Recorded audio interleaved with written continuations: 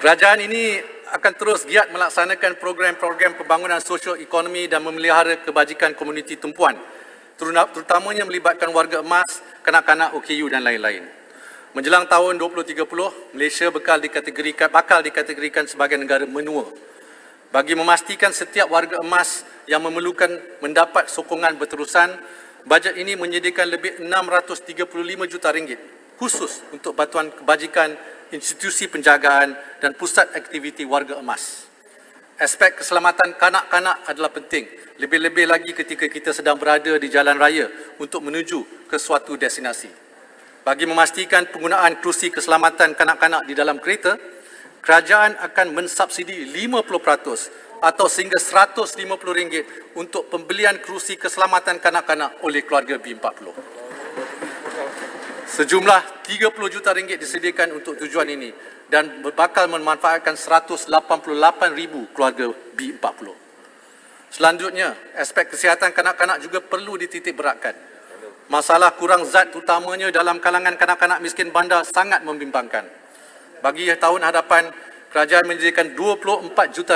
Pertama, meluaskan program community feeding kepada kanak-kanak daripada keluarga miskin bandar di Selangor, Johor, Pulau Pinang, Kuala Lumpur dan Putrajaya dengan sasaran untuk menyediakan makanan tambahan 5 kali seminggu kepada 100 kanak-kanak berusia 1 hingga 6 tahun. Kedua, meluaskan skop penerima bantuan program pemulihan kanak-kanak kekurangan zat makanan bagi manfaat lebih 1,100 kanak-kanak. Dan ketiga, menubuhkan bank susu ibu untuk bayi pramatang di Neonatal Care Unit melibatkan hospital di Pulau Pinang, Johor, Terengganu, Sabah dan Sarawak. Datuk Yang di-Pertua, kebajikan golongan OKU tidak pernah dilupakan.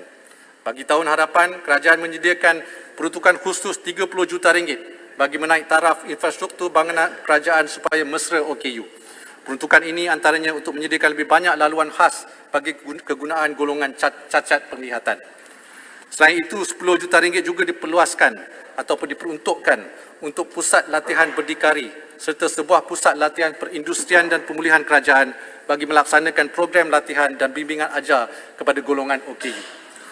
Bagi memastikan tempat buat anak muda OKU mencuburi bidang pekerjaan, kerajaan akan menyediakan kuota khas sebanyak 1% untuk program MyStep kepada golongan OKU. Mungkin tidak ramai yang mengenali gerangan Puan Tan Lee Bee, Khairul Nisa Kho Abdullah, Wan Zuraida Abu dan Goh Su Leng. Mereka lah sebenarnya yang berjasa sebagai jurubahasa isyarat yang sering kita lihat di sudut kaca televisyen.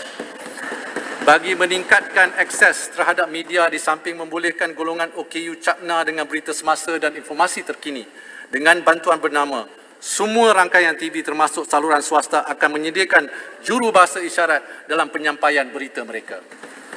Bagi tahun hadapan, kerajaan bersetuju untuk menanggung sepenuhnya bayaran lesen kenderaan motor kepada semua kenderaan persediaan yang dimiliki oleh OKU.